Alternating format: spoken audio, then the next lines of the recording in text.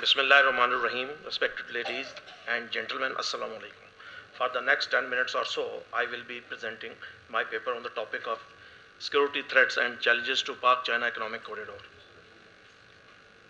Ladies and gentlemen, Pakistan is situated on a very important geostrategic question, being the developing country, and lot of external and internal issues which are not only hampering its national integration but also weakening its economic condition.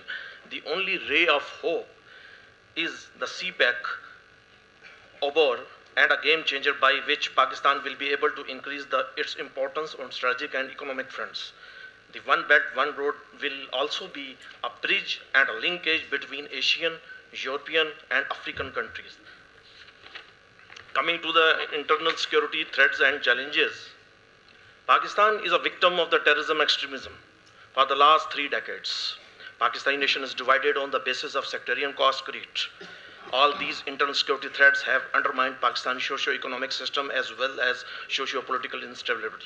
Now, new security threats and challenges have been emerged, both traditional and non-traditional, like separatist movement, extremism and terrorism, sectarian violence, political and economic instability, feudalism and its rivalry. The Taliban Pakistan is the largest and deadliest religious militant group which is engaging a large size of Pakistani forces on its western border, sparing the eastern borders. Taliban groups are involved in attacking and abducting foreign nationals, particularly the Chinese nationals in Pakistan. Pakistan's unstable political system and political unrest also a significant hurdle on the successful implementation of this project. The sectarian strife and violence is also a source of concern for Chinese. The complex security situation of Balochistan is a major security challenge towards the implementation of the CPEC. The insurgency and unrest in Balochistan is also a great security concern for CPEC. The massive corruption in Balochistan, the unemployment, poverty, mismanagement of resources, nepotism, Baloch-Sardari system in Balochistan can easily be manipulated by various non-state actors in Balochistan. The central point of the CPEC Gwadar is also situated in Balochistan. The most crucial security challenge for successful implementation of the OBOR is the insurgency, militancy, violence, extremism, Baloch separatist groups, Taliban, TTP, involvement of Indian state actors in Balochistan, and the rumors about the emergence of IS in Balochistan are posing grave security challenges and a matter of great concern for both China and Pakistan. The Baloch insurgents have been involved in killing and kidnapping of workers, both Chinese and other working for Chinese companies on the mining projects. These miscreant groups are openly admitting that they will target CPEC. The Chinese government statement shows their great concern over Allah Nasr's Baloch statement and the leader of BLF who threatened to target Chinese national and CPEC projects. They argue that the CPEC would convert the Balochis in Balochistan into a minority in their own homeland. Now coming towards the external security threats, 3 major powers, the US, India and Japan, are not easy with this project. The solo superpower USA is considering CPEC as an early indication of the imminent end of its worldwide hegemonic rule. At the financial front, Japan is in intention that with the successful completion of CPEC, her edge that Japan had over China in financial markets all over the world would vanish because the trade distances amongst China and its trading partner countries would be decreased approximately 9,000 kilometers. This Chinese project would involve more than 60 countries comprising 2/3 of the world population, 3/4 of the world's power reserves, and approximately half of the world's GDP. US sees Chinese One Belt, One Road CPEC as a potential danger, and it views it as Chinese countermeasure towards its pivot to Southeast Asia in particular and in whole Asia as general to US strategy. The recent warnings of Chinese Navy due to CPEC also poses a big challenge for the US in blue waters.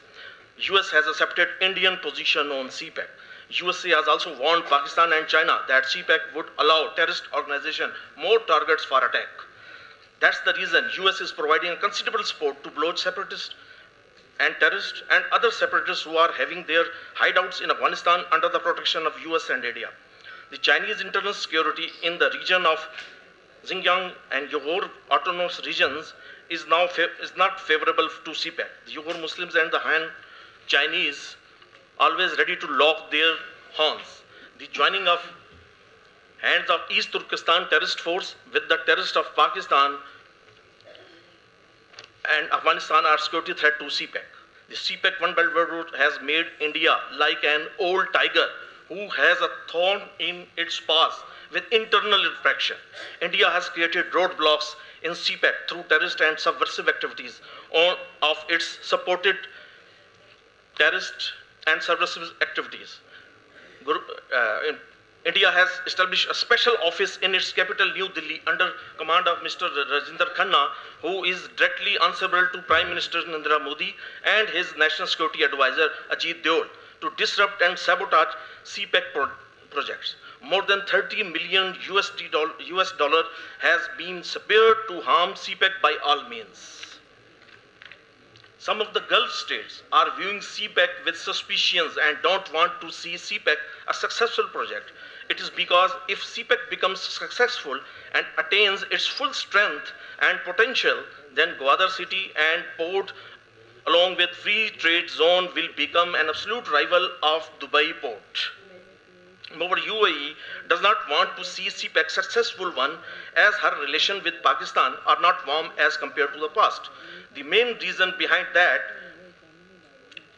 despite investing a lot in Pakistan, UAE could not receive the desired response from Pakistan, in which she wanted from Pakistan to send its troops against Iran in Yemen.